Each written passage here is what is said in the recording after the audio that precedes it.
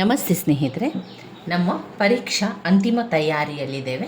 ಪ್ರಥಮ BA ಕನ್ನಡ ಪ್ರಬಂಧ ಭಾಗದಲ್ಲಿ ನಾವು ಈಗಾಗಲೇ ಮೈಸೂರು ರುಮಾಲು, ದಿವಾನಖಾನೆಯ ಅಂದಚಂದ, ನಿದ್ರಾಭ್ಯಾಸದ ಬಗ್ಗೆ ತಿಳ್ಕೊಂಡಿದ್ದೇವೆ. ಕಳೆದ ವಿಡಿಯೋದಲ್ಲಿ ಆ 3 ಪ್ರಬಂಧದ ಬಗ್ಗೆ ಅದರ ಸಾರಾಂಶವನ್ನು ತಿಳ್ಕೊಂಡೆವು. ಇವತ್ತು ನಾವು ನಮ್ಮ ಮನೆಯ ದೀಪ, ನನ್ನ ಟೋಪಿ, ರುಚಿ ಪ್ರಬಂಧದ ಬಗ್ಗೆ ತಿಳ್ಕೊಳ್ಳುವ. ಮೊದಲಿಗೆ ನಮ್ಮ ಮನೆಯ ದೀಪ.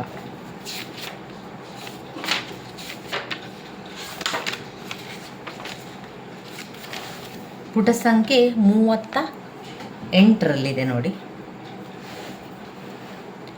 ನಮ್ಮ ಮನೆಯ ದೀಪ ಪ್ರಬಂಧವನ್ನು ಬರೆದವರು ಶ್ರೀ ಹಾರೋಗದ್ದೆ ಮಾನಪ್ಪ ನಾಯಕ. ನಾಯಕ ಅಂತ ಇಲ್ಲಿ ಕರೆಯುವಂಥದ್ದು ಮಾನಪ್ಪ ನಾಯಕ. ಹಾರೋಗದ್ದೆ ಮಾನಪ್ಪ ನಾಯಕ ಶಿವಮೊಗ್ಗ ಜಿಲ್ಲೆಯ ತೀರ್ಥಹಳ್ಳಿ ತಾಲೂಕಿನ ಹೊಸಮನೆಯಲ್ಲಿ ಜನ್ಮಿಸಿದವರು.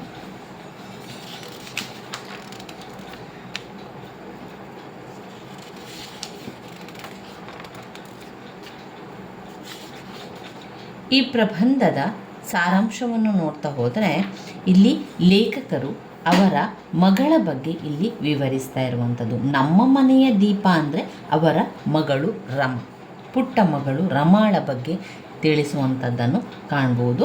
ಈ ಒಂದು ಪ್ರಬಂಧದಲ್ಲಿ ಪ್ರಬಂಧದ ನಿರೂಪಕ ಒಬ್ಬ ಲೇಖಕರು ಕೂಡ ಆಗಿದ್ದಾರೆ. ಅವರು ಕಾಲೇಜಿನಲ್ಲಿ ಅಧ್ಯಾಪಕರಾಗಿ ಸೇವೆ ಸಲ್ಲಿಸ್ತಾ ಇದ್ದರು. ನಂತರ ಮದುವೆಯಾಗಿ ಪಟ್ಟಣದಲ್ಲಿ ಮನೆಯನ್ನು ಮಾಡಿಕೊಳ್ಳುವಂಥದ್ದು. ಮದುವೆಯಾದ ಹೊಸತು ಕೂಡ ಆಗಿರ್ತದೆ. ಪಟ್ಟಣದಲ್ಲಿ ಮನೆಯನ್ನು ಮಾಡಿ ಸಂಸಾರವನ್ನು ಕೂಡ ಅಲ್ಲಿಯೇ ಆರಂಭ ಮಾಡ್ತಾರೆ. ಲೇಖಕರಿಗೆ ತಾನು ಹೆಚ್ಚು ಕಲಿತವರು, ನಾನು ಒಳ್ಳೆಯ ಕೆಲಸದಲ್ಲಿದ್ದೇನೆ ಎಂಬ ಒಳ ಅಹಮಿಕೆ ಲೇಖಕರದ್ದು. ಜೊತೆಗೆ ಹೆಚ್ಚು ಕಲಿತಿಲ್ಲದ, ನೋಡಲು ಅಷ್ಟೇನು ಸುಂದರವಾಗಿಲ್ಲದ ಹೆಂಡತಿಗೆ ಒಳಗೊಳಗೆ ಒಂದು ರೀತಿಯ ಅಳುಕು. ನಾನು ಕಲ್ತಿಲ್ಲ, ನಾನು ಸುಂದರವಾಗಿಲ್ಲ ಎನ್ನುವಂತಹ ಅಳುಕು ಲೇಖಕರ ಪತ್ನಿಯದು.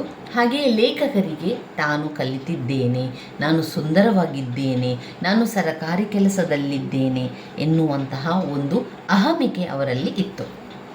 ಹೀಗಾಗಿ ಆರಂಭದಲ್ಲಿ ಅವರ ಒಂದು ಸಂಸಾರ ಸ್ವಲ್ಪ ಕಷ್ಟಕರವಾಗಿ ಒಂದು ಬಿಗುವಿನ ವಾತಾವರಣದಿಂದಲೇ ಸಂಸಾರ ನಡೀತಾ ಇತ್ತು. ನಂತರ ಅವರ ಸಂಸಾರದಲ್ಲಿ ಮಗಳ ಆಗಮನ ಆಗ್ತದೆ. ರಮೆ ಆಗಮನ ಒಂದು ಹೊಸ ಚೇತನ ಉಂಟಾಗ್ತದೆ. ಅವರ ಜೀವನದಲ್ಲಿ ಹೊಸ ಪರಿವರ್ತನೆ ಉಂಟಾಗ್ತದೆ. ಆ ಪರಿವರ್ತನೆಯನ್ನು ಆ ಮಗು ರಮ ತರುವಂಥದ್ದು. ಮಗು ಹುಟ್ಟುವ ಮೊದಲು ಲೇಖಕರಿಗೆ ಅನಿಸಿದ್ದು, ನನಗೆ ಗಂಡು ಮಗು ಬೇಕು, ಗಂಡು ಮಗು ಹುಟ್ಟುತ್ತದೆ, ಗಂಡು ಮಗು ಬರ್ತದೆ ಎನ್ನುವಂಥ ಅನಿಸಿಕೆಯಲ್ಲಿ ಅವರು ಇದ್ದರು. ಅವರಿಗೆ ಮಗು ಆಗುವ ಮೊದಲು ಗಂಡು ಮಗು ಆಗಬೇಕು ಎನ್ನುವಂಥ ಬಯಕೆ ಇತ್ತು. ಮಗು ಹುಟ್ಟಿದ ಮೇಲೆ ಆ ರಮಳ ಜೊತೆ ಆಟವಾಡ್ತಾ ಇರುವಂಥ ಸಂದರ್ಭದಲ್ಲಿ ಅವರಿಗೆ ಅದೆಲ್ಲ ಮರೆತು ಹೋಗಿತ್ತು. ಆ ರಮ ಮನೆಗೆ ಬಂದ ಮೇಲೆ ಲೇಖಕರ ಹೆಂಡತಿಯ ಜೀವನದಲ್ಲಂತೂ ವಿಪರೀತ ಬದಲಾವಣೆಗಳೇ ಆಗಿ ಹೋಯಿತು. ಪೂರ್ಣ ಬೆಳದಿಂಗಳೇ ಬಂದು ಹೋಯಿತು. ಗಂಡು ಮಗು ಬೇಕು ಅಂತ ಆಸೆಯನ್ನು ಪಡ್ತಾ ಇದ್ದಂತಹ ಲೇಖಕರಿಗೆ ತಮ್ಮ ಮುದ್ದು ಮಗಳ ಮುಖವನ್ನು ನೋಡಿ, ಮುದ್ದು ಮಗಳ ಒಂದು ಆಟ ಪಾಠಗಳನ್ನು ನೋಡಿ ಬಾಲಲೀಲೆಯಲ್ಲಿ ಅವರು ಕೊಚ್ಚಿ ಹೋಗ್ತಾರೆ. ತನ್ನ ಬಿಗುಮಾನದ ಗಂಡನನ್ನು ಬದಲಾಯಿಸಿದ ಕೀರ್ತಿ ಮಗಳಿಗೆ ಸಲ್ಲುತ್ತದೆ. ಈಗ ಲೇಖಕರಿಗೆ ಪತ್ನಿಗೆ ಅನಿಸ್ತದೆ, ಹೌದು, ನನ್ನ ಗಂಡನ ಬದಲಾವಣೆಗೆ ಕಾರಣ ನನ್ನ ಮಗಳು ಎನ್ನುವಂಥ ಕೀರ್ತಿ ಅವರಿಗೆ ಉಂಟಾಗ್ತದೆ. ಹಾಗಾಗಿ ಲೇಖಕರ ಪತ್ನಿಯಾದಂಥ ವಸುಂಧರೆಯ ಬಾಳಿನಲ್ಲಿ ಒಂದು ಆಸೆ, ಧೈರ್ಯ ಮೂಡಿಸಿದ ರಮ ಲೇಖಕರ ಬಾಳಿಗೂ ಒಂದು ಹೊಂಗನಸಿನ ಉಯ್ಯಾಲೆ ಅಂತ ಹೇಳಲಾಗ್ತದೆ. ಇವೆಲ್ಲಕ್ಕೂ ಮಿಗಿಲಾಗಿ ಗಂಡ ಹೆಂಡತಿಯರ ನಡುವೆ ಒಂದು ಒಳ್ಳೆಯ ಬಾಂಧವ್ಯ ಉಂಟಾಗ್ತದೆ. ಸರಸದ ಸೇತುವೆಯಾಗುವಂಥದ್ದು ರಮ್. ಲೇಖಕರ ಜೀವನದಲ್ಲಿ ಮದುವೆಯ ಮೊದಲು ಅವರು ಲೇಖಕರ ಮದುವೆಯ ಮೊದಲ ದಿನಗಳಲ್ಲಿ, ಅಂದರೆ ಮದುವೆಯಾದಂತಹ ಆರಂಭದ ದಿನಗಳಲ್ಲಿ ಅವರು ಅಷ್ಟೇನು ಹತ್ತಿರವಾಗಿರಲಿಲ್ಲ, ಅಷ್ಟೇನು ಅವರು ಪ್ರೀತಿಸ್ತಾ ಇರಲಿಲ್ಲ, ಹೆಚ್ಚಾಗಿ ಮಾತನಾಡ್ತಾ ಇರಲಿಲ್ಲ. ಆದರೆ ಈಗ ಹಾಗಲ್ಲ. ಮಗಳಿನಿಂದಾಗಿ ರಮಾಳಿಂದಾಗಿ ಪ್ರತಿದಿನಲೂ ಈಗ ಹತ್ತಿರವಾಗ್ತಾ ಇದ್ದಾರೆ. ಹೆಚ್ಚು ಹೆಚ್ಚು ಹತ್ತಿರವಾಗಿರುವಂಥದ್ದು, ಹೆಚ್ಚು ಹೆಚ್ಚು ಹೊಂದಿಕೊಂಡು ಹೋಗ್ತಾ ಇರುವಂಥದ್ದು ಕಾಣ್ಬೋದು.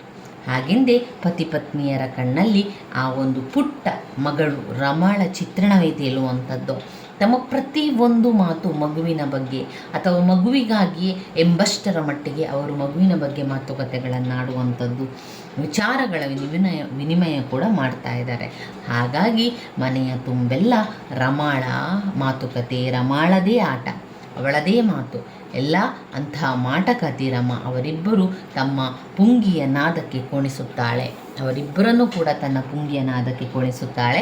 ಅವರೂ ಕೂಡ ಆ ಎಳೆಬಾಳಿನ ಪುಂಗಿಯ ನಿನಾದಕ್ಕೆ ಮೈಮರೆತು ಅವರಿಬ್ಬರೂ ಕೂಡ ಲೇಖಕರು, ನಿರೂಪಕರು ಆದವರು, ತಂದೆಯಾದವರು ಹಾಗೆ ತಾಯಿ, ಆ ಒಂದು ಮಗು ಹೇಳಿದಂತೆ ಕೇಳ್ತದೆ, ಮಗು ಹೇಳಿದ ರೀತಿಯಲ್ಲಿ ಅವರಿರುವಂಥದ್ದನ್ನು ಕಾಣ್ಬೋದು. ಇಲ್ಲಿ ಲೇಖಕರು ಹೇಳುವಂಥದ್ದು, ನಮ್ಮ ಮನೆಯಲ್ಲಿ ಒಂದು ಪಾರಿಜಾತದ ಹೂ ಅರಳ್ತಾ ಇದೆ.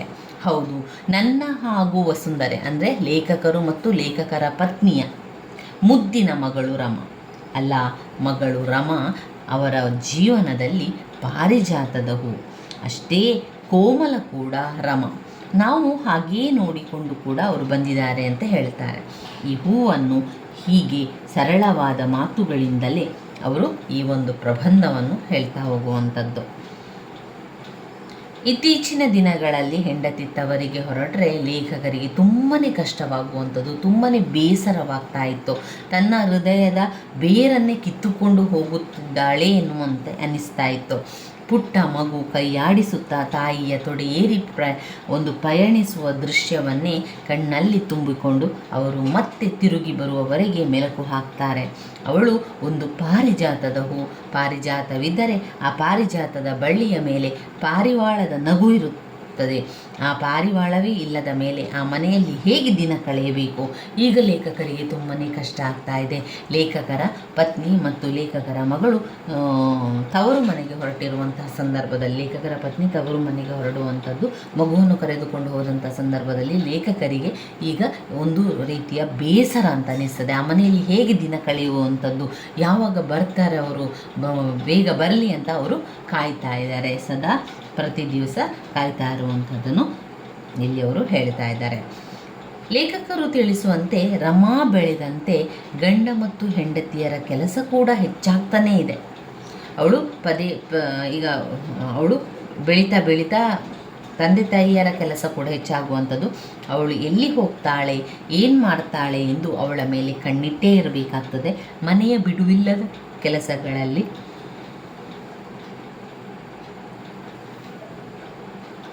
ಕಾಲಕ್ಕೆ ಸರಿಯಾಗಿ ಅವಳ ಕೆಲಸ ಮುಗಿಸಬೇಕು. ಆದರೆ ಈ ಕೆಲಸದಲ್ಲಿ ಒಂದು ಬಗೆಯ ಸುಖ ಇದೆ ಅಂತ ಲೇಖಕರು ಹೇಳ್ತಾರೆ. ಅವಳ ಕೆಲಸವನ್ನು ಮಾಡಬೇಕು, ಯಾವ ಕೂಡ ಫ್ರೀ ಸಿಗೋದಿಲ್ಲ. ಅವಳ ಕೆಲಸ, ಮನೆ ಕೆಲಸ ಎಲ್ಲಗಳು ಕೂಡ ಇರ್ತದೆ. ಆದರೆ ಆ ರೀತಿಯ ಕೆಲಸಗಳಲ್ಲಿ, ರಮಳ ಕೆಲಸದಲ್ಲಿ, ಮಗಳಿಗೆ ಮಾಡುವಂಥ ಕೆಲಸದಲ್ಲಿ ಒಂದು ರೀತಿಯ ತೃಪ್ತಿ ಇದೆ, ಒಂದು ರೀತಿಯ ಸುಖ ಇದೆ, ನೆಮ್ಮದಿ ಇದೆ. ಆ ಆಹ್ಲಾದ ಇನ್ನೆಲ್ಲಿಯೂ ಇಲ್ಲ ಎಂಬ ಭಾವನೆ ಲೇಖಕರು ಆ ಪುಟ್ಟ ಮಗುವಿಗೆ ಎಣ್ಣೆ ಹಚ್ಚುವಂಥದ್ದು, ಅಲ್ಲಿ ಅವಳಿಗೆ ಸ್ನಾನ ಮಾಡಿಸುವಂಥದ್ದಿರ್ಬೋದು, ಆ ಮಗುವನ್ನು ಮಲಗಿಸುವಂಥದ್ದು, ಆ ಮಗುವಿನ ಜೊತೆಗೆ ಆಟವಾಡುವಂಥದ್ದು, ಇದೆಲ್ಲ ಕೆಲಸ ಒಂದು ರೀತಿಯ ನೆಮ್ಮದಿಯನ್ನು ಕೊಡ್ತದೆ, ಒಂದು ರೀತಿಯ ಸುಖವನ್ನು ಕೊಡುವಂತಹ ಕೆಲಸ ಬಿಡುವಿಲ್ಲದ ಕೆಲಸಗಳಾಗಿರ್ಬೋದೇ ವಿನಃ ನೆಮ್ಮದಿಯ ಕೆಲಸ ಆಗಿದೆ, ಅದು ಒಂದು ಸುಖದ ಕೆಲಸ ಆಗಿದೆ. ಆಹ್ಲಾದ ಇನ್ನೆಲ್ಲಿಯೂ ಇಲ್ಲ ಎಂಬ ಭಾವನೆ ಬಂದುಬಿಟ್ಟಿದೆ ಎನ್ನುವಂಥದ್ದು. ರಮಾ ಹುಟ್ಟಿದ ಮೇಲೆ ಲೇಖಕರಲ್ಲಿ ಬಹಳಷ್ಟು ಬದಲಾವಣೆಗಳಾಗಿದೆ. ಆಗ ಅವರ ಗೆಳೆಯರೆಲ್ಲ, ಮೊದಲೆಲ್ಲ ಲೇಖಕರು ಏನು ಮಾಡ್ತಾಯಿದ್ರು, ಸಂಜೆ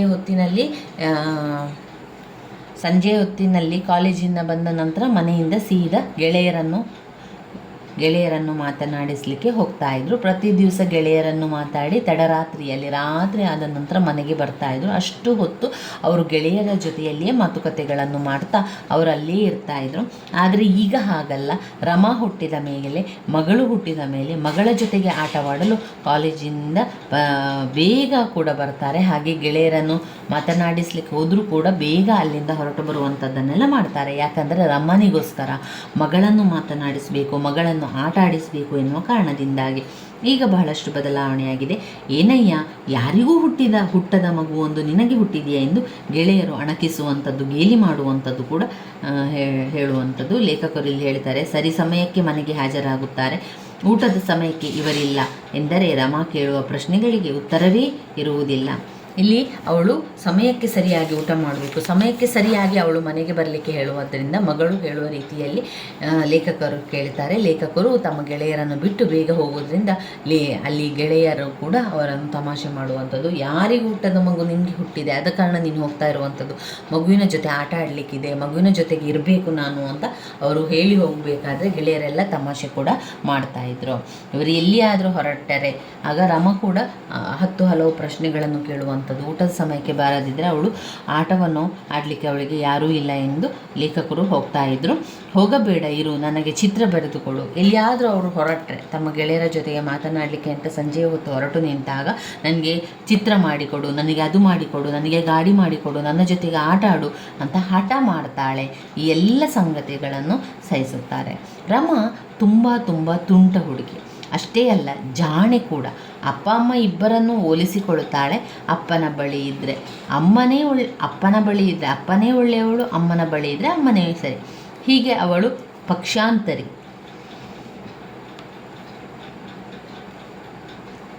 ಹೀಗೆ ದಿನ ಕಳೆಯುವಂಥದ್ದು. ರಮೆ ಎಂದರೆ ಲೇಖಕರಿಗೆ ಪ್ರೀತಿ ಕೇವಲ ಇವರಿಬ್ಬರಿಗೆ ಅಲ್ಲ, ಅವರ ಕುಟುಂಬದ ಎಲ್ಲರಿಗೂ ಕೂಡ ಅವಳು ಮುದ್ದಿನ ಮಗಳು. ಅವಳ ಆಳು ಕಾಳುಗಳಿಗೂ ಕೂಡ ರಮಾ ಅಂದರೆ ತುಂಬಾ ಪ್ರೀತಿ. ಆದರೆ ರಮಾ ತಂದೆ ತಾಯಿಯನ್ನು ಬಿಟ್ಟು ಯಾರನ್ನೂ ಅತಿಯಾಗಿ ಹಚ್ಚಿಕೊಂಡವಳಲ್ಲ. ಮೌನಿ, ಆದರೆ ಔಚಿತ್ಯವರಿತು ಎಲ್ಲರೊಂದಿಗೆ ಮಾತನಾಡುತ್ತಾಳೆ. ಒಟ್ಟು ರಮಾ ಲೇಖಕರ ಮನೆಯ ನಂದಾದೀಪ. ಗಾಳಿ ಸುಯ್ಯದಿದ್ದಲ್ಲಿ, ಎಣ್ಣೆ ಬತ್ತಿ ಉಳಿದರೆ ಯಾವ ಕಾಲಕ್ಕೂ ಇಂಥ ದೀಪಗಳು ಪ್ರತಿ ಮನೆಯಲ್ಲೂ ಬೆಳಗುತ್ತದೆ. ಸಂದರ್ಭ ಸ್ವಾರಸ್ಯದ ಪ್ರಶ್ನೆಗಳು ಅಂತ ಇಲ್ಲಿ ಕೊಡಲಿಲ್ಲ ಅವರು.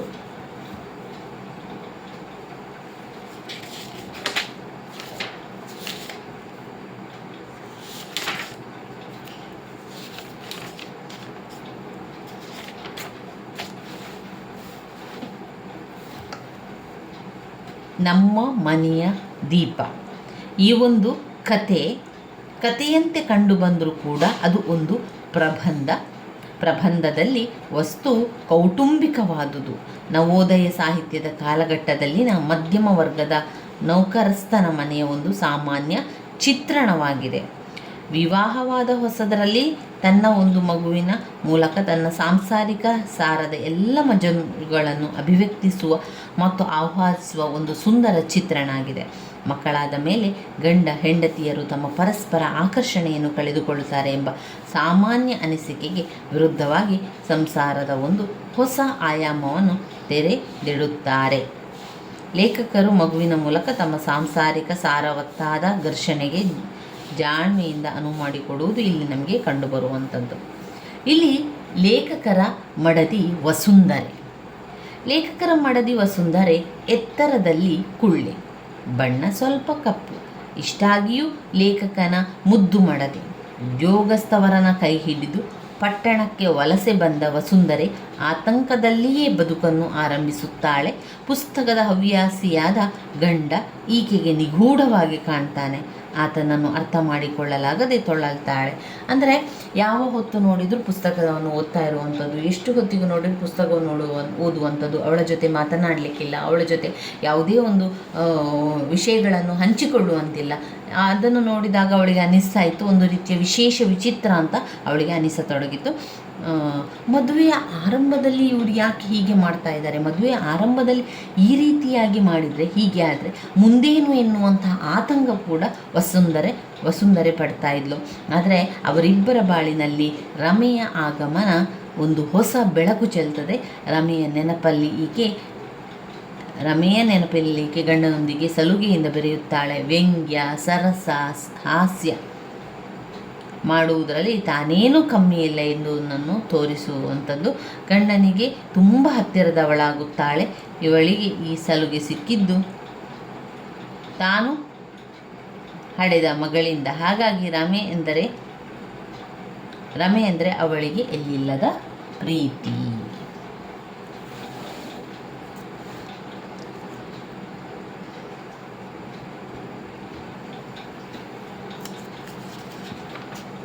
ಇವಿಷ್ಟು ಇದೊಂದು ಪ್ರಬಂಧದಲ್ಲಿ ಬರುವಂಥದ್ದು. ಇನ್ನು ಬರುವಂತಹ ಪ್ರಬಂಧ ನನ್ನ ಟೋಪಿ, BGL ಸ್ವಾಮಿಯವರು ಬರೆದಿರುವಂತಹ ನನ್ನ ಟೋಪಿ ಎನ್ನುವಂತಹ ಪ್ರಬಂಧ ಅದ್ಭುತವಾಗಿ ಮೂಡಿಬಂದಿರುವ ಒಂದು ಪ್ರಬಂಧವಾಗಿದೆ. ಈ ಒಂದು ಪ್ರಬಂಧದಲ್ಲಿ ನಮ್ಮ ಸಂಸ್ಕೃತಿ ಮತ್ತು ಅಮೇರಿಕಾರ ಸಂಸ್ಕೃತಿಯನ್ನು ಇಲ್ಲಿ ವಿವರಿಸುವಂಥದ್ದನ್ನು ಕಾಣಬಹುದು.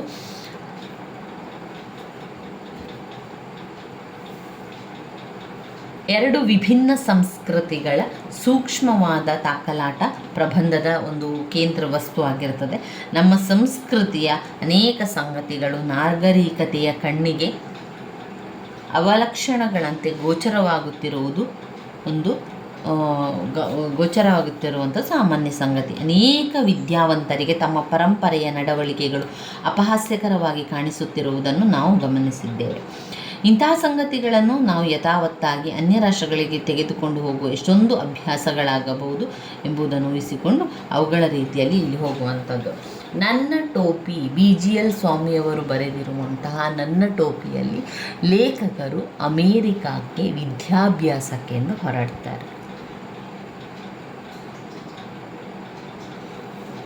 ಹೊರಡುವಂತಹ ಮುಂಚೆ ತಮ್ಮ ಗೆಳೆಯರಲ್ಲೆಲ್ಲ ಕೇಳಿದಾಗ ಗೆಳೆಯರೆಲ್ಲ ಬೇಕಾದ ವಸ್ತುಗಳನ್ನು ಪಡೆದುಕೊಳ್ಳಿಕ್ಕೆ ಹೇಳ್ತಾರೆ. ಅದರ ಜೊತೆಗೆ ಟೋಪಿಯನ್ನು ಹಾಕಿಕೊಂಡು ಹೋಗು, ಅಲ್ಲಿ ಎಲ್ಲರೂ ಟೋಪಿಯನ್ನು ಹಾಕುತ್ತಾರೆ ಎನ್ನುವಂಥ ಮಾತುಗಳು ಕೇಳಿ ಬರ್ತದೆ. ಅಂದರೆ BGL ಸ್ವಾಮಿಯವರು ಬರೆದಿರುವಂತೆ ಇಲ್ಲಿ ಅವರು ನಮ್ಮಂತೆ ಅಮೇರಿಕನಂತೆ ನಾವು ಎಂಬ ಒಂದು ವಿಚಾರ ಕೂಡ ಇಲ್ಲಿ ಬರ್ತದೆ. ಅಂದರೆ ನಮ್ಮ ಹಾಗೆ ಅವರ ಹಾಗೆ ನಾವು ಅವರು ಟೋಪಿಯನ್ನು ಹಾಕಿಕೊಳ್ತಾರೆ. ಯಾವುದೇ ಏನೇ ಬರಲಿ ಟೋಪಿಯನ್ನು ಹಾಕಿಕೊಳ್ಳುವಂಥದ್ದು ಅದು ಒಂದು ಪದ್ಧತಿ ಇದೆ ಅಂತ ಗೆಳೆಯರು ಹೇಳ್ತಾರೆ. ಯಾರಿಗೆ? BGL ಸ್ವಾಮಿಯವರು. ಅವರು ಹೇಳ್ತಾರೆ, ಸರಿ ಹಾಗಾದರೆ ನಾನೊಂದು ಟೋಪಿಯನ್ನು ಖರೀದಿ ಮಾಡ್ತೇನೆ ಅಂತ ಹೇಳಿ ಕಾಶ್ಮೀರಿ ಕಲೆಗಾರಿಕೆಯನ್ನು ಹೊಂದಿರುವಂಥ ಒಂದು ಟೋಪಿಯನ್ನು ಖರೀದಿ ಮಾಡಿ ಹಾಕುವಂಥದ್ದು ಹಾಕ್ತಾರೆ. ಅವರಿಗೆ ಎಲ್ಲಿ ಹಾಕಬೇಕು ಎಲ್ಲಿ ತೆಗಿಬೇಕು ಅಂತ ಯಾವುದೇ ರೀತಿಯ ಮಾಹಿತಿ ಇಲ್ಲ. ಅವರು ಒಮ್ಮೆ ಹಾಕಿದ್ದನ್ನು ತೆಗಿಲೇ ಇಲ್ಲ. ಆದರೆ ಇಲ್ಲಿ ಲೇಖಕರು ಹಾಕಿಕೊಂಡಿದ್ದಂಥದ್ದು ನೋಡಿ ಎಲ್ಲರೂ ಕೂಡ ತುಂಬಾ ಆಶ್ಚರ್ಯ, ಹಾಗೆಯೇ ತುಂಬ ಸುಂದರವಾಗಿದೆ ಎಂದು ಕೂಡ ಹೇಳ್ತಾರೆ. ಅಷ್ಟು ಸುಂದರವಾಗಿರುವ ಟೋಪಿಯಾಗಿತ್ತದು. ಕಾಶ್ಮೀರ ಕಲೆಗಾರಿಕೆಯನ್ನು ಹೊಂದಿರುವಂತಹ ಒಂದು ಟೋಪಿಯಾಗಿತ್ತು. ಈ ಒಂದು ಟೋಪಿಯನ್ನು ಹಾಕಿದ ತಕ್ಷಣ ಎಲ್ಲರೂ ಕೂಡ ಅದರ ಹಿಂದೆ ಬರ್ತಾಯಿದ್ರು. ಎಲ್ಲರೂ ಕೂಡ ಕೇಳ್ತಾಯಿದ್ರು ಟೋಪಿಯನ್ನು ಎಲ್ಲಿಂದ ಖರೀದಿ ಮಾಡಿರಿ ಎನ್ನುವಂಥದ್ದು. ಲೇಖಕರು ಅಮೇರಿಕಕ್ಕಾಗಿಯೇ ಖರೀದಿ ಮಾಡಿದಂಥದ್ದು ಟೋಪಿ. ಅದು ಕಾಶ್ಮೀರ ಕಲೆಗಾರಿಕೆಯ ಟೋಪಿಯಾಗಿದೆ. ಅಮೇರಿಕದಲ್ಲಿ ಅನೇಕ ಪ್ರತಿಕ್ರಿಯೆಗಳನ್ನು ಹುಟ್ಟುಹಾಕ್ತಾರೆ. ಈ ಕುತೂಹಲ ಮೂಡಿಸುತ್ತದೆ. ಬೆರಗು ಗಣ್ಣಿನಿಂದ ಇವರ ಟೋಪಿಯನ್ನು, ಅವರ ಅಂದವನ್ನು ಆಹ್ವಾನಿಸುತ್ತಾರೆ. ಕೆಲವರಂತೂ ಟೋಪಿ ನೋಡುವ ಸಲುವಾಗಿ ಅವರನ್ನು ಹಿಂಬಾಲಿಸಿ ಗುಂಪು ಕಟ್ಟಿ ಬಂದು ಎಲ್ಲಿ ತೆಗೆದುಕೊಂಡದ್ದು ಎಷ್ಟು ಎಂದ ಕೇಳ್ತಾ ಇದ್ರು. ಒಮ್ಮೆ ಲೇಖಕರು ಅವರು ಪಾರ್ಟಿಗೆ ಹೋಗ್ತಾರೆ. ಅವರ ಅಧ್ಯಾಪಕರಿರುವಂಥ ಪಾರ್ಟಿ. ಅಲ್ಲಿ ಅಧ್ಯಾಪಕರು, ಅವರ ಅಧ್ಯಾಪಕರ ಪತ್ನಿ, ಅಧ್ಯಾಪಕರ ಮಗಳು ಇರ್ತಾರೆ. ಅವರಿಗೆ ನಮ್ಮ ಲೇಖಕರ ತಲೆಯಲ್ಲಿರುವಂಥ ಟೋಪಿಯನ್ನು ನೋಡಿ ಆಶ್ಚರ್ಯವಾಗಿ ಅಲ್ಲಿಗೆ ಹೋಗಿ ಆ ಒಂದು ಟೋಪಿಯನ್ನು ಅವಳು ಹಾಕಿಕೊಳ್ಳುವಂಥದ್ದು.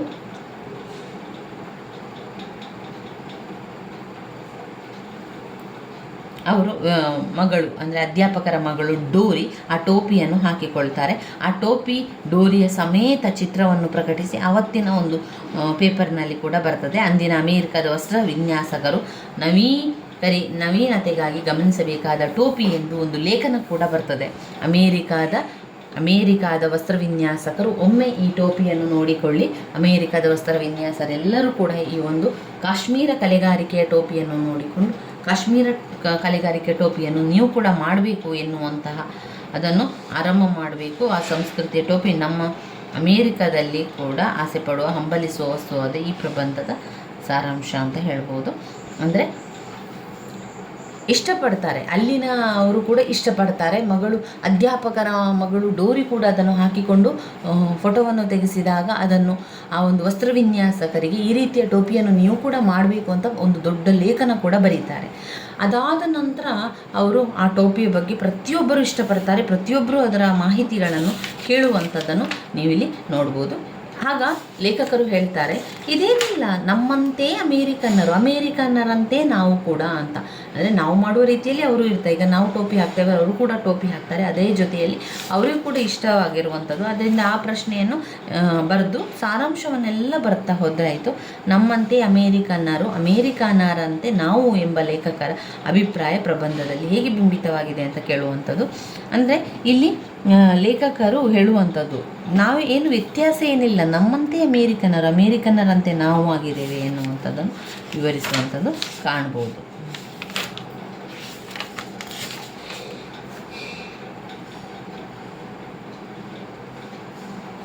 ಇನ್ನು ಬರುವಂತಹ ಪ್ರಬಂಧ ರುಚಿ, ಸುನಂದಾ ಬೆಳಗಾಂವ್ಕರ್ ಅವರ ರುಚಿ ಪ್ರಬಂಧದಲ್ಲಿದ್ದೇವೆ ನಾವು.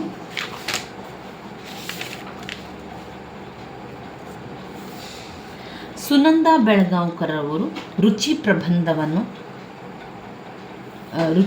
ಪ್ರಬಂಧವನ್ನು ಬರೆದಿರುವಂಥದ್ದು. ಇಲ್ಲಿ ಅವರು ಮುಖ್ಯವಾಗಿ ಧಾರವಾಡದ ನೆಲದ ಮಣ್ಣಿನ ವಾಸನೆಯನ್ನು ಗಮನಿಸುತ್ತದೆ ಎಂದು ಹೇಳುವಂಥದ್ದನ್ನು ಕಾಣ್ಬೋದು. ಈ ಒಂದು ರುಚಿ ಪ್ರಬಂಧದಲ್ಲಿ ಹಲವು ತಿನಿಸುಗಳ ಗುಣಗಳ ಮಥನದಿಂದ ತುಂಬಿದ ಪ್ರಬಂಧ. ಧಾರವಾಡದ ಹೆಣ್ಣನ್ನು ಮದುವೆಯಾದ ಗಂಡಿಗೆ ಕೇಳಿ ಧಾರವಾಡದ ಹೆಣ್ಣು ರುಚಿ ಎನ್ನುವ ಘೋಷಣೆಯಲ್ಲಿ ಮುಳುಗಿರುತ್ತದೆ. ಈ ಮಾತುಗಳು ಲೇಖಕಿಗೆ ಧಾರವಾಡದ ಬಗೆಗಿರುವ ಪ್ರೇಮದ ಪ್ರಣಾಳಿಕೆ. ಅಂದರೆ ಇಲ್ಲಿ ಲೇಖಕರಾದಂತಹ ಸುನಂದಾ ಬೆಳಗಾಂವ್ಕರ್ ಅವರು ಸಂಪೂರ್ಣವಾಗಿ ಧಾರವಾಡದ ಅಲ್ಲಿನ ರೀತಿ ನೀತಿ, ಧಾರವಾಡದ ಆಹಾರ ಪದ್ಧತಿಗಳು, ಉಡುಗೆ ತೊಡುಗೆ, ಸಂಸ್ಕೃತಿ, ರೀತಿ ನೀತಿ, ಅಲ್ಲಿನ ಒಂದು ವಿಷಯಗಳು ಎಲ್ಲವನ್ನು ಕೂಡ ಅವರು ತಿಳಿಸುವಂಥದ್ದು.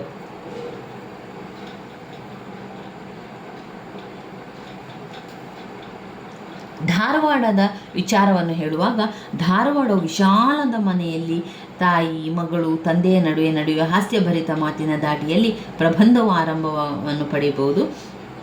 ಇದ್ದಿಲಿನ ಒಲೆಯ ಮುಂದೆ ಕುಳಿತು ಜೋಳದ ಹಿಟ್ಟು ಇಟ್ಟು ಅದಕ್ಕೆ ರೊಟ್ಟಿ ಕೊರೆದು ಹೆಸರನ್ನು ಸುರವಿ ಜೋಳದ ಹಿಟ್ಟನ್ನು ಕಲಿಸುವ ಕ್ರಿಯೆಯು ಸಾಮಾನ್ಯವಾಗಿ ರೊಟ್ಟಿ ತಯಾರಿಕೆಯಲ್ಲಿ ಕುಳಿತಿರುವುದನ್ನು ತಿಳಿಯಬಹುದು. ಈ ಕ್ರಿಯೆ ಉತ್ತರ ಕರ್ನಾಟಕದ ಪ್ರತಿ ಮನೆಯಲ್ಲೂ ದಿನನಿತ್ಯದ ಒಂದು ಕಾರ್ಯಕ್ರಮ ಆಗಿರುವಂಥದ್ದನ್ನು ಕಾಣ್ಬೋದು. ಅಡಿಗೆ ಮನೆಯ ಬಾಗಿಲಿಗೆ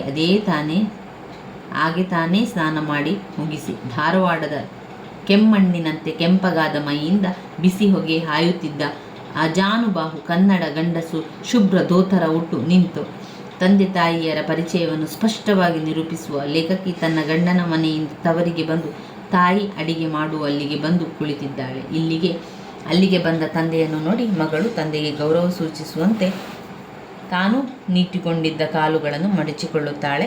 ತಾನು ಈಗ ಗೃಹಿಣಿಯಾಗಿರುವ ಗೌರವ ಗಂಭೀರ ಅವಳ ನಡವಳಿಕೆಯಲ್ಲಿ ಎದ್ದು ಕಾಣುತ್ತದೆ. ಇಲ್ಲಿ ಸುನಂದಾ ಬೆಳಗಾಂವ್ಕರ್ ಏನು ಹೇಳ್ತಾ ಇದ್ದಾರೆ ಅಂದರೆ, ಸುನಂದಾ ಬೆಳಗಾಂವ್ಕರ್ ಅವರು ಸಂಪೂರ್ಣವಾಗಿ ಧಾರವಾಡದ ಊಟ ಉಪಚಾರ, ಅಲ್ಲಿನ ರೀತಿ ನೀತಿ, ಅಲ್ಲಿ ಮಾಡ್ತಾ ಇದ್ದಂತಹ ಒಂದು ಸಂಪ್ರದಾಯ ಇರ್ಬೋದು, ಜಾತ್ರೆ ಹಬ್ಬ ಆಚರಣೆಗಳು, ಅಲ್ಲಿನ ಸಂಗೀತ, ಜನರ ಆಸಕ್ತಿ ಎಲ್ಲವನ್ನು ಕೂಡ ಈ ಒಂದು ರುಚಿ ಎನ್ನುವಂತಹ ಪ್ರಬಂಧದಲ್ಲಿ ವಿವರಿಸುವಂಥದ್ದನ್ನು ಕಾಣ್ಬೋದು. ರುಚಿ ಎನ್ನುವಂಥದ್ದು ಹೆಸರೇ ತಿಳಿಸುವಂತೆ ಇಲ್ಲಿ ಧಾರವಾಡದ ಸಂಪೂರ್ಣ ವಿಶೇಷತೆಗಳನ್ನು ವಿವರಿಸುವಂಥದ್ದಾಗಿದೆ. ಇಲ್ಲಿ ಸುನಂದಾ ಬೆಳಗಾಂವ್ಕರ್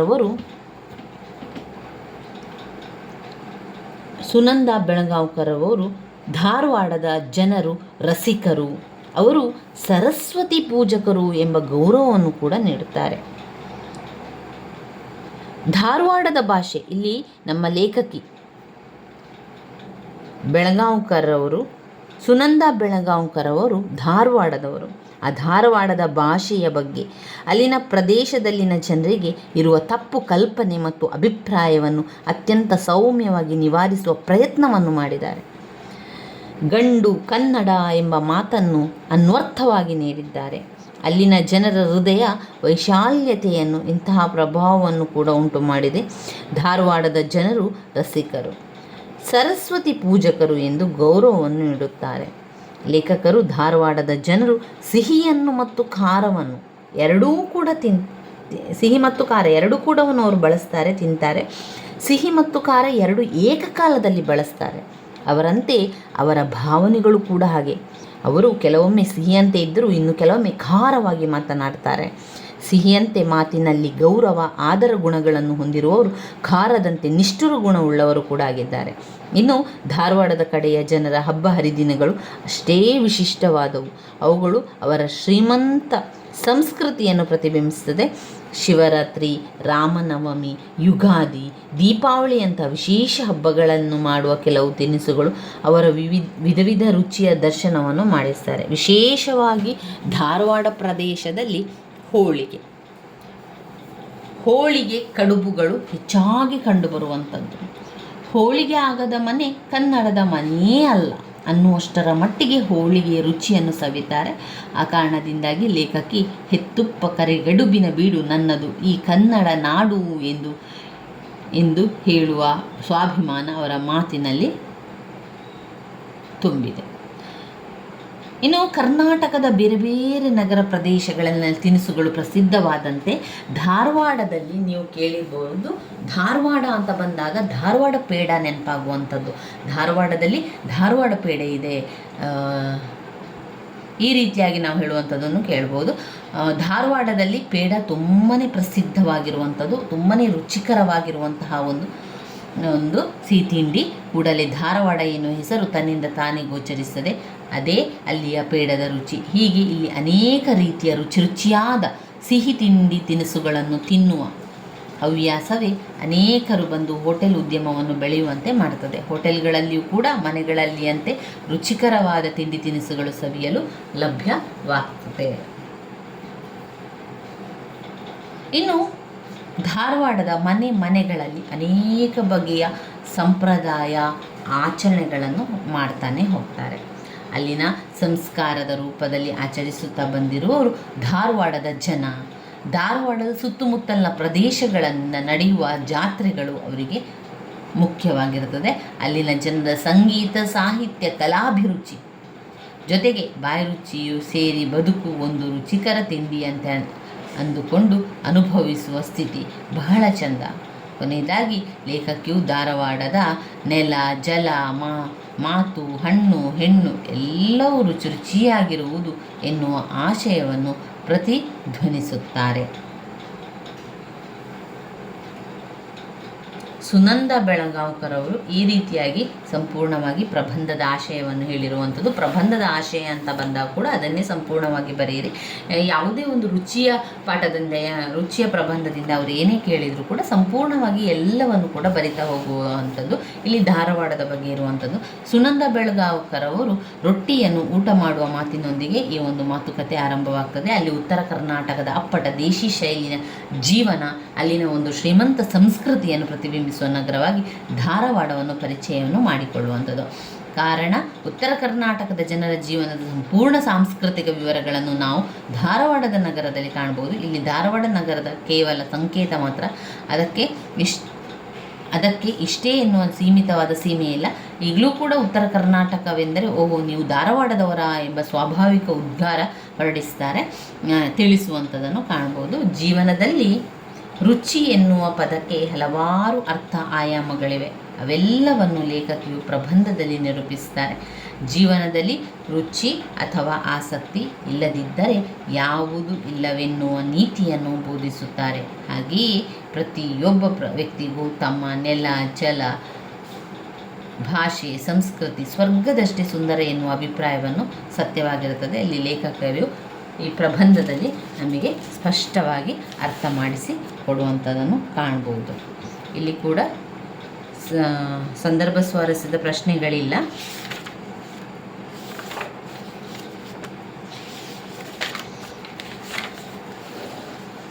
ಇದರ ಒಂದು ಕೊನೆಯ ಪ್ರಬಂಧ ಸುಲಭದಲ್ಲಿ ಸಜ್ಜನರಾಗಲಾರಿರಿ.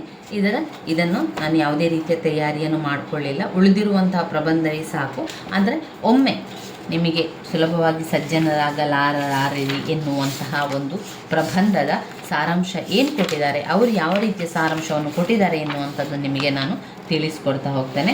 ಇಷ್ಟು ನಿಮಗೆ ಗೊತ್ತಿದ್ದರೆ ಅದು ಬಂದರೂ ಕೂಡ ನಿಮಗೆ ಬರಿತಾ ಹೋಗ್ಬೋದು. ಅವರು ಕೊಟ್ಟಿರುವಂಥ ಪ್ರಬಂಧವನ್ನು ನಿಮಗೆ ತಿಳಿಸ್ತಾ ಹೋಗುವಂಥದ್ದು. ನಿಮ್ಮಲ್ಲಿ ಟೆಕ್ಸ್ಟ್ ಬುಕ್ ಇದ್ದರೆ ನೀವೇ ಅದನ್ನು ಓದ್ಕೊಳ್ಳಿ. ಒಂದು ವೇಳೆ ನಿಮ್ಮಲ್ಲಿ ಟೆಕ್ಸ್ಟ್ ಬುಕ್ ಇಲ್ಲ, ನಿಮಗೆ ಅದರ ಬಗ್ಗೆ ಗೊತ್ತಿಲ್ಲ, ಮಾಹಿತಿಯೇ ಗೊತ್ತಿಲ್ಲ ಅಂತಾದವರು ಇದನ್ನೊಮ್ಮೆ ಕೇಳ್ಕೊಳ್ಳಿ. ನಾನು ಅವ್ರು ಕೊಟ್ಟಿರುವಂಥದ್ದನ್ನು ಹೇಳ್ತಾ ಹೋಗ್ತೇನೆ. ಅವರು ಯಾವ ರೀತಿ ಕೊಟ್ಟಿದ್ದಾರೆ ಅದರ ಸಾರಾಂಶವನ್ನು. ಸುಲಭದಲ್ಲಿ ಸಜ್ಜನರಾಗಲಾರಿರಿ ಎನ್ನುವಂತಹ ಪ್ರಬಂಧದಿಂದ ಯಾವುದೇ ಪ್ರಶ್ನೆ ಬಂದರೂ ಕೂಡ ಈ ಒಂದು ಸಾರಾಂಶವನ್ನು ಬರೆದು ಅದರಲ್ಲಿ ಅವರು 6 ಪಾಯಿಂಟ್ಸ್ಗಳನ್ನು ಕೊಟ್ಟಿದ್ದಾರೆ. ಆ 6 ಪಾಯಿಂಟ್ಸ್ ಬರೆದು ನಂತರ ಆ 6 ಪಾಯಿಂಟ್ಸನ್ನು ನಿಮ್ಮದೇ ರೀತಿಯಲ್ಲಿ ವಿವರಿಸ್ತಾ ಹೋಗಬೇಕು. ಅವರು ಕೊಟ್ಟಿರುವ ಸಾರಾಂಶ ಈ ರೀತಿಯಾಗಿದೆ ನೋಡಿ. ಸುಲಭದಲ್ಲಿ ರಾಗಲಾರಿರಿ ಪ್ರಬಂಧವನ್ನು ಬರೆದವರು ಭುವನೇಶ್ವರಿ ಹೆಗಡೆಯವರು. ಭುವನೇಶ್ವರಿ ಹೆಗಡೆಯವರು ಬರೆದಿರುವ ಸುಲಭದಲ್ಲಿ ರಾಗಲಾರಿರಿ ಪ್ರಬಂಧದ ಸಾರಾಂಶ ಈ ಮಾತುಗಳಲ್ಲಿ ಗ್ರಹಿಸಬಹುದು. ಬದುಕುವುದು ಸುಲಭ, ಆದರೆ ಬದುಕನ್ನು ಕಟ್ಟಿಕೊಳ್ಳುವುದು ಅಥವಾ ಕಟ್ಟಿಕೊಡುವುದು ಬಹಳ ಕಠಿಣ. ಬದುಕುವುದು ಸುಲಭ, ಆದರೆ ಬದುಕನ್ನು ಕಟ್ಟಿಕೊಳ್ಳುವುದು ಅಥವಾ ಕಟ್ಟಿಕೊಡುವುದು ಬಹಳ ಕಠಿಣ ಎಂದು ಆಂತರ್ಯದೊಂದಿಗೆ ಲೇಖಕಿ ಮಾನವೀಯ ಮೌಲ್ಯಗಳು ಬೇರೆ ಬೇರೆ ಮಜಲುಗಳನ್ನು ವ್ಯಕ್ತವಾಗಿದೆ. ಸಜ್ಜನರಾಗಬೇಕು ಎನ್ನುವುದಕ್ಕೆ ನಮ್ಮ ಜೀವನದ ಕೆಲವು ಅನುಭವಗಳ ಸರಳ ಉದಾಹರಣೆಗಳೊಂದಿಗೆ ಪರಾಮರ್ಶಿಸಿದ್ದಾರೆ. ಲೇಖಕಿಗೆ ಯಾರೋ ನೀಡಿದ ಸಜ್ಜನ ಚರಿತಸಾರವೆಂಬ ಪುಸ್ತಕ ವಾಸ್ತವತೆಯ ಹೊಳೆಯನ್ನೇ ಹರಿಸುತ್ತದೆ. ಸಜ್ಜನರಾಗಲು ವ್ಯಕ್ತಿಯೊಬ್ಬ ಅನುಸರಿಸಬೇಕಾದ 6 ಸೂತ್ರಗಳನ್ನು ಲೇಖಕಿ ತಮ್ಮ ಬದುಕಿಗೆ, ಅನುಭವಗಳಿಗೆ ತಳುಕು ಹಾಕಿ ನೋಡ್ತಾರೆ. ಯಾವುದೇ ಮನುಷ್ಯನು ಹುಟ್ಟಿದಾಗಲೇ ಯಾವ ಮನುಷ್ಯ ಕೂಡ ಕೆಟ್ಟವರಾಗುವುದಿಲ್ಲ. ನಂತರದಲ್ಲಿ ಕೆಟ್ಟ ಗುಣಗಳನ್ನು ಕಲಿತು ಮನುಷ್ಯ ಕೆಟ್ಟವನಾಗತೊಡಗುತ್ತಾನೆ. ಸಜ್ಜನವಾಗಬೇಕಾದರೆ ಯಾವುದೇ ಮನುಷ್ಯನು ಇಷ್ಟು ಗುಣಗಳನ್ನು ಹೊಂದಿರಬೇಕೆನ್ನುವ ಪಟ್ಟಿ ದೊರೆಯುತ್ತದೆ ಎನ್ನುವಂಥದ್ದು. ಸಜ್ಜನರಾಗಬೇಕಾದರೆ ಯಾವ ಗುಣ ಇರಬೇಕು? 1ನೇ ಪಾಯಿಂಟ್, ಸತ್ಯವನ್ನೇ ನುಡಿಯಬೇಕು. ಸಜ್ಜನರಾಗಬೇಕಾದರೆ ಇರಬೇಕಾದಂಥ ಗುಣಗಳು: 1, ಸತ್ಯವನ್ನೇ ನುಡಿಯಬೇಕು. 2, ಪರೋಪಕಾರಿಯಾಗಿರಬೇಕು, ಬೇರೆಯವರಿಗೆ ಸಹಾಯ ಮಾಡುವಂತಿರಬೇಕು, ಪರೋಪಕಾರಿಯಾಗಿರಬೇಕು. ಗುರು ಹಿರಿಯರಿಗೆ ವಿಧೇಯನಾಗಿರಬೇಕು ಅಂದರೆ ಗುರು ಹಿರಿಯರು ಹೇಳಿದ್ದನ್ನು ಮಾಡುವಂಥದ್ದು, ಅವರಿಗೆ ಏನಾದರೂ ಸಹಾಯ ಮಾಡುವಂಥದ್ದನ್ನೆಲ್ಲ ಮಾಡುವಂಥದ್ದು. 4, ಪರನಿಂದೆ ಕೂಡದು, ಸಹಿಷ್ಣುವಾಗಿರಬೇಕು. ಬೇರೆಯವರ ನಿಂದನೆಯನ್ನು ಮಾಡಬಾರದು. ಅದೇ ರೀತಿಯಲ್ಲಿ ನಾವೆಲ್ಲರೂ ಒಂದೇ ಎನ್ನುವಂಥ ಭಾವನೆ ಬೇಕು, ಸಹಿಷ್ಣುತೆಯ ಭಾವನೆ ಬೇಕು. ಪರನಿಂದನೆ ಮಾಡಕೂಡದು, ಹಾಗೆ ಸಹಿಷ್ಣುವಾಗಿರಬೇಕು. ಯಾರ ಮನಸ್ಸನ್ನು ನೋಯಿಸಬಾರದು. ನಾವು ಗೊತ್ತಿದ್ದು ಗೊತ್ತಿಲ್ಲದೆಯೋ ಅನೇಕ ಸಲ ಅನೇಕ ಜನರಿಗೆ ನೋವನ್ನು ಕೊಡ್ತೇವೆ, ಅವರ ಮನಸ್ಸನ್ನು ನೋವಿಸ್ತೇವೆ. ಅದು ನಮಗೆ ಗೊತ್ತಿದೆಯೋ ಗೊತ್ತಿಲ್ಲದೆಯೋ ಆಗಿರುವಂತಹ ಒಂದು ತಪ್ಪು ಕೆಲಸ, ಆಗಿರುವಂತಹ ಒಂದು ತಪ್ಪು ಕೆಲಸ ಅಂತಲೇ ಹೇಳ್ಬೋದು. ಯಾರ ಮನಸ್ಸನ್ನು ನೋಯಿಸುವಂಥ ಹಕ್ಕು ನಮಗಿಲ್ಲ ಅಲ್ವಾ? ಆದ್ದರಿಂದ ನಾವು ಸಜ್ಜನರಾಗಬೇಕು ಅಂತಾದರೆ ಯಾರ ಮನಸ್ಸನ್ನು ನೋಯಿಸಬಾರ್ದು. 6ನೇ ಪಾಯಿಂಟ್, ವೈರಿಗಳನ್ನು ಪ್ರೀತಿಸಬೇಕು. ಯಾವಾಗ ನಮಗೆ ಒಬ್ಬರು ಆಗುವುದಿಲ್ಲ ಅಂತ ಕಾಣ್ತದೋ ಅವರನ್ನು ನಾವು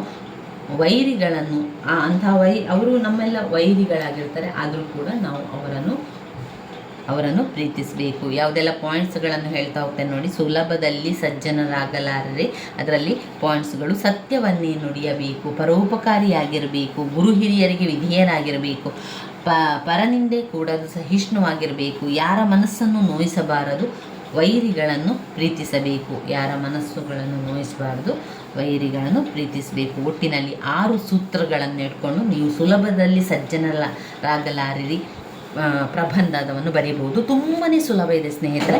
ಇದನ್ನು ನಾನು ನಿಮಗೆ ಹೇಳಿರುವಂಥದ್ದು ಯಾಕೆ ಅಂದರೆ, ಇದು ನಿಮಗೆ ಯಾವ ತಯಾರಿ ಇಲ್ಲದೆ ಕೂಡ ಇದರ ಉತ್ತರವನ್ನು ಬರೀಲಿಕ್ಕೆ ಏನೂ ಕಷ್ಟ ಇಲ್ಲ. ಆ ಪಾಯಿಂಟ್ಸ್ಗಳನ್ನು 6 ಪಾಯಿಂಟ್ಸ್ಗಳನ್ನು ಬರೆದು ಆ 6 ಪಾಯಿಂಟ್ಸ್ಗಳನ್ನು ವಿವರಿಸ್ತಾ ಹೋಗಿ ಸುಲಭವಾಗಿ ನಾವು ನಿತ್ಯದ ಜೀವನದಲ್ಲಿ ಯಾವ ರೀತಿ ಇರಬೇಕು ಎನ್ನುವಂಥ ಪಾಯಿಂಟ್ಸ್ಗಳಿರೋದ್ರಿಂದ ಸುಲಭದಲ್ಲಿ ಅದನ್ನು ಬರಿತಾ ಹೋಗ್ಬೋದು. ಇವಿಷ್ಟು ನಮ್ಮ ಪ್ರಬಂಧದ ಭಾಗದಲ್ಲಿರುವಂತಹ ಪ್ರಶ್ನೆಗಳು. ಈಗ ನಮ್ಮ ಪ್ರಬಂಧದ ಅಂತಿಮ ತಯಾರಿ ಆಯಿತು, ಎಲ್ಲವನ್ನು ಕೂಡ ನೋಡಿಕೊಂಡೆವು. ಮುಂದಿನ ವಿಡಿಯೋದಲ್ಲಿ ಆಡಳಿತ ಕನ್ನಡದ ಎಲ್ಲ ಒಂದು ಪ್ರಶ್ನೆಗಳನ್ನು ನೋಡಿಕೊಳ್ಳುವ. ನನ್ನ ವೀಡಿಯೋಸ್ ಎಲ್ಲ ನಿಮಗೆ ಇಷ್ಟ ಆಗಿದ್ದರೆ ಲೈಕ್ ಕೊಡಿ, ಶೇರ್ ಮಾಡಿ, ಸಬ್ಸ್ಕ್ರೈಬ್ ಮಾಡಲಿಕ್ಕೆ ಮರಿಬೇಡಿ. ಧನ್ಯವಾದಗಳು.